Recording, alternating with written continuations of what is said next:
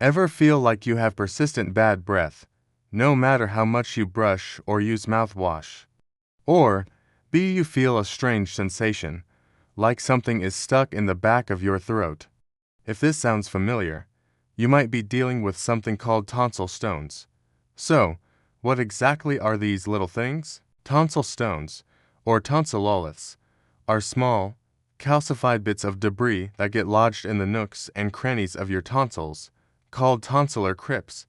Think of your tonsils as having little pockets, and sometimes things get stuck in there. These stones are a mixture of bacteria, old food particles, dead cells from the lining of your mouth, and mineral salts like calcium and magnesium. Essentially, they are a sign of chronic inflammation in the tonsils where debris gets trapped and hardens over time. They most commonly form in the palatine tonsils, which are the ones you can see on either side of the back of your throat. You might find them hiding in the crypts near the top part of the tonsil. While less common, they can also show up in the lingual tonsils at the base of your tongue, or even in your adenoids. What causes them to form in the first place? One of the biggest risk factors is chronic tonsillitis. When your tonsils are frequently inflamed, the crypts can become deeper, making it easier for debris to get trapped. Poor oral hygiene can also contribute, as can recurrent upper respiratory infections. Things like smoking and postnasal drip, where mucus drips down the back of your throat, can also increase your risk. Tonsil stones are most often seen in young to middle-aged adults.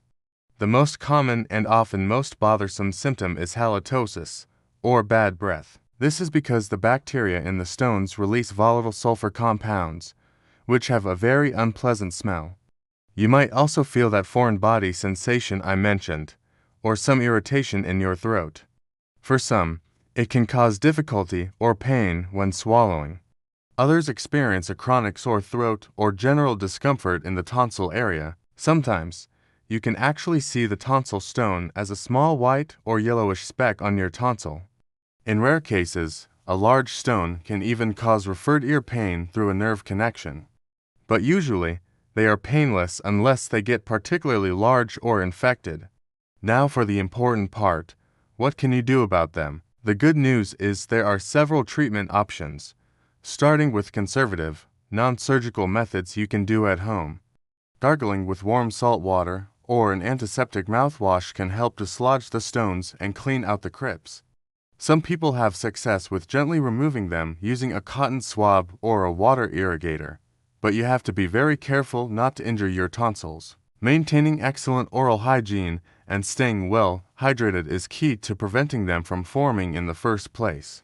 If there's an active infection, like acute tonsillitis, a doctor might prescribe antibiotics. But for the stones themselves, antibiotics aren't the answer. For those who suffer from recurrent, bothersome tonsil stones, surgical options might be considered. A tonsillectomy, the complete removal of the tonsils, is the definitive treatment. No tonsils, no tonsil stones. It has an excellent prognosis with no recurrence.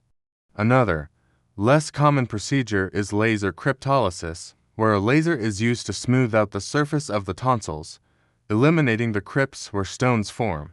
In most cases, tonsil stones are a benign and self-limiting issue. They might be annoying, but they aren't typically dangerous. However, they can come back if the deep tonsillar crypts remain. Very rarely, an unusually large stone might look like something more serious, like an abscess or even a tumor on an imaging scan, but a CT scan can easily identify it as a calcified stone. So, if you suspect you have tonsil stones, try some at-home remedies first. If they continue to be a problem, cause significant discomfort, or you're worried, it is always a good idea to chat with your doctor or an ENT specialist to discuss the best options for you. Thanks for watching. We hope this video helped shed some light on this common, but often misunderstood condition. If you found this information useful, please give us a thumbs up, subscribe to our channel, and hit the notification bell so you don't miss our next video. See you next time.